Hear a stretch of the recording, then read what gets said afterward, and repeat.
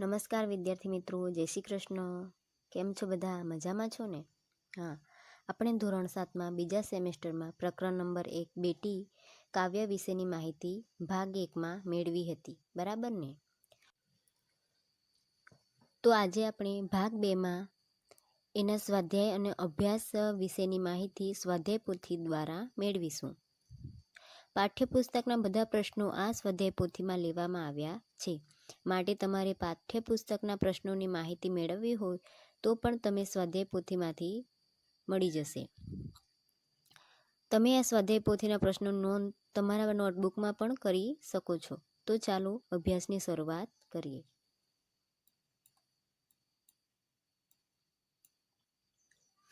પ્રકરણ 1 બેટી में जो प्रश्न नंबर 1 प्रश्नों के उत्तर के लिए उचित विकल्प चुनकर विकल्प का प्रकार चौरस में लिखिए. અહીં પ્રશ્ન નીચે આપેલા છે એના વિકલ્પ આપણે પ્રશ્નનો જે સાચો વિકલ્પ હોય એની નિશાની એટલે કે એનો આ જે ક્રમ છે ABCD પ્રમાણેના ક્રમ આપેલા છે એનો આપણે અહીં બોક્સમાં એનો ક્રમ લખવાનો છે. તો પહેલો પ્રશ્ન છે, ધરતી પર ચમક કર કોણ ઉजियारा करेगा. એના વિકલ્પ છે 1 બેટા, બી સૂરજ, સી બેટી, ડી बिजली. તો એનો જવાબ આવશે સી બેટી. તો અહીં લખેલું છે સી. પ્રશ્ન 2 બેટી तितली बनकर किसे चूमना चाहती है. તો અહીં જવાબ આવશે એ પુષ્પ, બી હવા, સી સુધા, ડી હોઠ. તો બેટી તિતલી એટલે કે પતંગિયું બનીને કોને ચૂમવા માટે ઈચ્છે છે એટલે અહીં શું આવશે? હવા.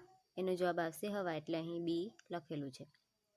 પ્રશ્ન નંબર 3 બેટી બાગો મેં કિસ तरह खिलना चाहती है. એટલે બેટી જે છે બાગમાં કેવી રીતે ખેલવા એટલે કે રમવા માંગે છે, ખીલવા માંગે છે.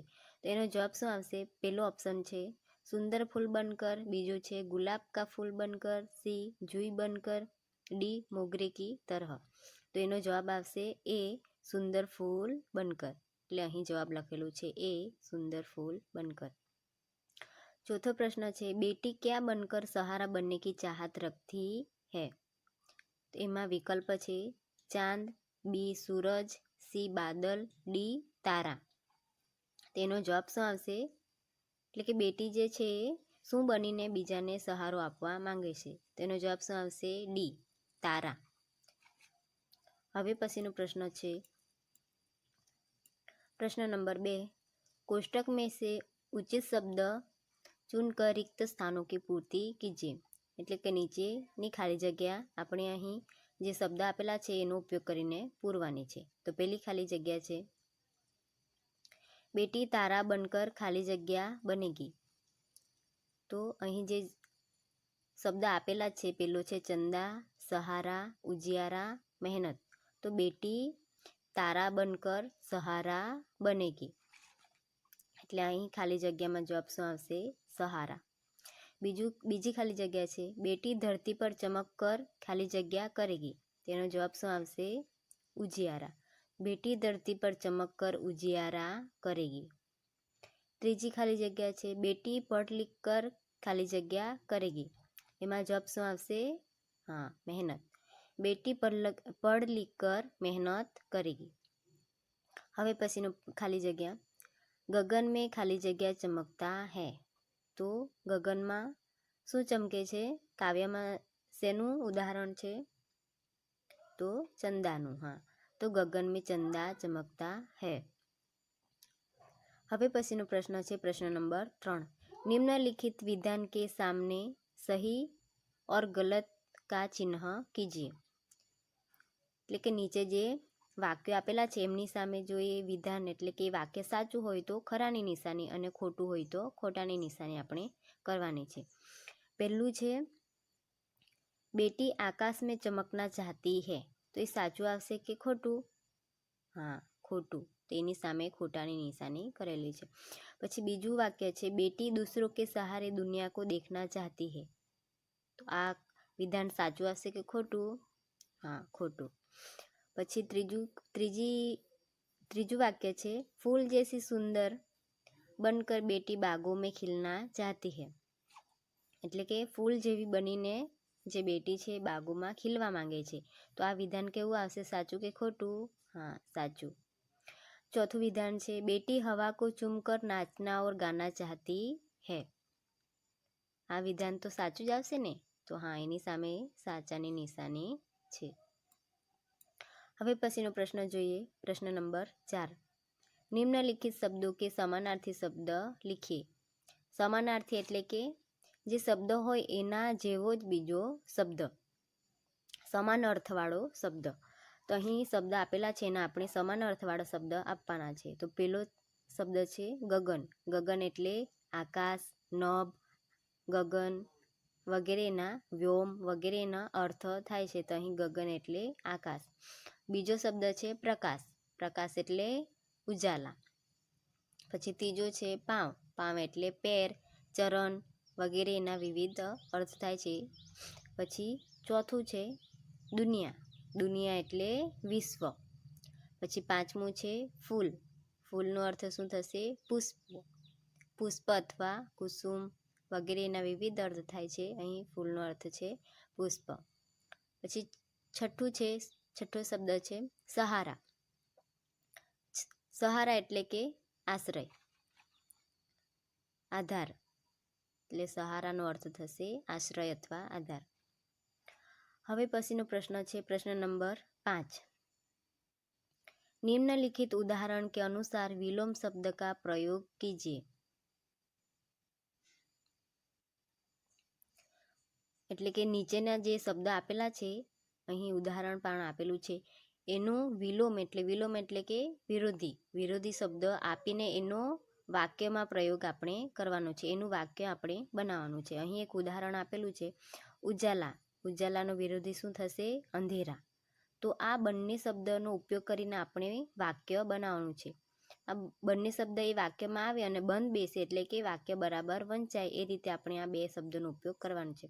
તો પેલો જે શબ્દ છે ઉજાલા, એનું અહીં વાક્ય બનાવેલું છે ઉદાહરણમાં કે સૂર્ય નિકલતે ही ઉજાલા ફેલ જાતા है. પછી અંધેરાનું છે છોટા સા દિયા ભી અંધેરા દૂર કર શકતા है. એ રીતે આપણે નીચે જે આપેલા છે શબ્દ એના વિરોધી શબ્દ લખવાના છે અને એની સામે એના વાક્યમાં એને પ્રયોગ કરવાનો છે. તો જોઈએ પેલું છે આકાશ. આકાશનો વિરોધી શબ્દ શું થશે? ધરતી. તો અહીં બંનેનું વાક્યમાં પ્રયોગ કરેલો છે. પેલું વાક્ય છે આકાશ માટે દેખતે ही देखते विमान आकाश में पहुंच गया. જો તમને આવડતું હોય તો તમે બીજા પણ આની જગ્યાએ બીજું પણ વાક્ય લખી શકો. એની અંદર આ જે શબ્દ છે, જે શબ્દ આપેલો હોય એ શબ્દ તમારે આવવો જોઈએ. એ શબ્દનો તમારે પ્રયોગ કરવાનો છે. તો અહીં હવે બીજો શબ્દ છે ધરતી. તો यात्री सुरक्षित रूप से धरती पर उतर आए. હવે પછીનો જે શબ્દ છે ખોના. ખોનાનો વિરોધી શબ્દ શું થશે? પાના. હા, ખોના એટલે વિરોધી શબ્દ એનો પાના. એનું ખોના જે શબ્દ છે એનું આપણે વાક્યમાં પ્રયોગ કરીએ. કુછ પાને કે લીએ કુછ ખોના પડતા હૈ. એટલે કે કંઈ આ વાક્ય ખોના છે એનું આપણે વાક્યમાં પ્રયોગ કર્યો. હવે પછી પાના. સફળતા પાના સબકો અચ્છા લગતા હૈ. હવે પછીનો શબ્દ છે સફળ. સફળનો વિરોધી શબ્દ શું થશે? અસફળ. તો એનું વાક્યમાં પ્રયોગ જોઈએ. તેણસિંહ એવરેસ્ટ પર પહોંચને મેં સફળ હુએ. સફળ શબ્દ જો અહીં આવી ગયો છે. તો હવે પછીનું જે અસફળ છે એનું શબ્દ વાક્યમાં પ્રયોગ. કઈ બાર મહેનત કરને પર ભી આદમી અસફળ હોતા હૈ. હવે પછીનો પ્રશ્ન, એના પછીનો શબ્દ કે ઉધર. ઉધર એટલે તે બાજુ. એનું વિરોધી શબ્દ શું થશે? ઉધરનો વિરોધી શબ્દ ઇધર. તો એનું વાક્યમાં પ્રયોગ જોઈએ આપણે ઉધરનું. વે ઉધર બેઠેંગે. ઇધર માટે આપ ઇધર બેઠેંગે. પછી પાંચમો છે શબ્દ ભલાઈ. ભલાઈનો વિરોધી શબ્દ શું થશે? બુરાઈ. ભલાઈ માટે વાક્ય પ્રયોગ संत सबके साथ भलाई करते हैं। बुराई माटे जो बुराई करते हैं उन्हें सजा अवश्य मिलती है। હવે પછીનો પ્રશ્ન આપણે જોઈશું છઠ્ઠો, निम्नलिखित उदाहरण के अनुसार वचन परिवर्तन करके वाक्य में प्रयोग कीजिए। ઉદાહરણ આપેલું છે એ મુજબ આપણે વચન પરિવર્તન એટલે કે એક વચન હોય તો બહુવચન અને બહુવચન હોય તો એક વચન શબ્દનો કરીને એને વાક્યમાં આપણે એનો પ્રયોગ કરવાનો છે। તો અહીં ઉદાહરણ આપેલું છે મેનું બહુવચન શું થશે? હમ।